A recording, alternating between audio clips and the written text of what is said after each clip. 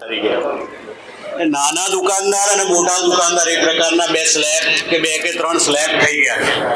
હવે એ સ્લેબમાં જો ચિંતા કરીએ ને તો 70-80% દુકાનદાર નાના દુકાનદાર જ છે, તે જેમની પીડા સાચી છે અને દુઃખ વેઠે છે।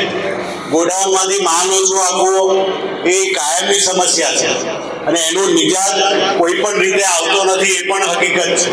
આપણે હલ્લાબોલ કર્યું, બધું જ કર્યું, પણ તેમ છતાં પણ ગોડાઉનમાંથી પૂરતો માલ આવતો નથી।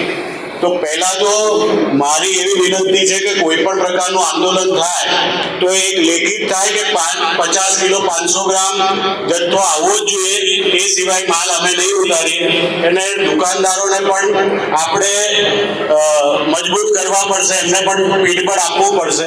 તો એક નાના દુકાનદાર તરીકે મારી પણ એવી વિનંતી છે કે 50-500 ના આવે તો એ દુકાન પ્રેમથી એ જથ્થો પાછો મોકલી દે, એ માટેની બાંહેધરી સરકાર પાસેથી લેવી। કારણ કે મને પણ દુઃખ થાય છે, મને પણ ઝઘડા દર મહિને થાય છે આ બાબતે, બરાબર। અને જે પણ ડીએસડી ના કોન્ટ્રાક્ટર છે એમની દાદાગીરીઓ પણ આપણા દુકાનદારો જોડે થાય જ છે। કોઈ મજબૂત દુકાનદાર, હિંમતવાન દુકાનદાર હશે તો કરતો જ હશે, બાકી નાના દુકાનદારો વેઠે જ છે, એટલે એ દૂર થવું જ જોઈએ।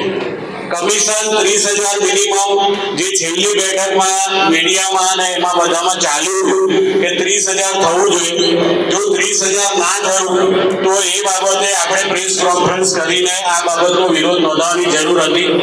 એ બાબતની ફરીથી જો મીડિયાની વાત હોય તો મીડિયાને બોલાવીને આ 35 રૂપિયા 35 પૈસા જે પણ કમિશન કર્યું છે એ ખોટું છે અને 30,000 રૂપિયા અમે માંગ્યા હતા અને આટલા અધિકારીઓ ઉપસ્થિત હતા અને એમણે આ બાબત સ્વીકાર કરી હતી, એવું સ્પષ્ટ પ્રેસ કોન્ફરન્સમાં જાહેરાત થવી જોઈએ એમના નામ સાથે। એ પછી મોના ખંડાર હોય કે સચિવ હોય કે મંત્રી શ્રી રમણભાઈ સોલંકી હોય કે જિલ્લાના કોઈ પણ કલેક્ટર હોય, એમના નામ જો થવું જોઈએ કે અમારી સાથે બેઠકમાં બેઠા હતા અને એમણે વિશ્વાસ આપ્યો હતો કે અમારે તમને 30,000 રૂપિયા આપવાના થાય છે। તો આ નામ જો પ્રેસ કોન્ફરન્સ થાય એના માટે ગમે તે હદે લડવું હોય તો લડી લેવાની આપણી તૈયારી મારી તો છે। કારણ કે દર વખતે કોડીમાં ગોળ ભાંગવાની વિષય આવે છે। ઓલ ગુજરાતનો હું પણ કાર્યકારી અધ્યક્ષ છું, એટલે મારા પર પણ આરોપ આવે એવી રીતે એસોસિએશન છે, તો એ લોકોના પણ નામ જાહેર થાય કે જેમણે આપણને દિલાસો આપ્યો હતો અને એના માટે આંદોલન તોડ્યું। આપણી સાથે લોકો એટલા પ્રેમથી જોડાય છે, પોતાનું સર્વસ્વ છોડી દેવા તૈયાર થનારા દુકાનદારો છે, બાકી સ્વાર્થી દુકાનદારોની હું વાત નથી કરતો, જે નથી જ આવતા એમની હું ચિંતા નથી કરતો, પણ જે લોકો આવે છે એ બહુ દિલથી આવે છે અને પોતાનું લૂંટાઈ દેવા માટે આવે।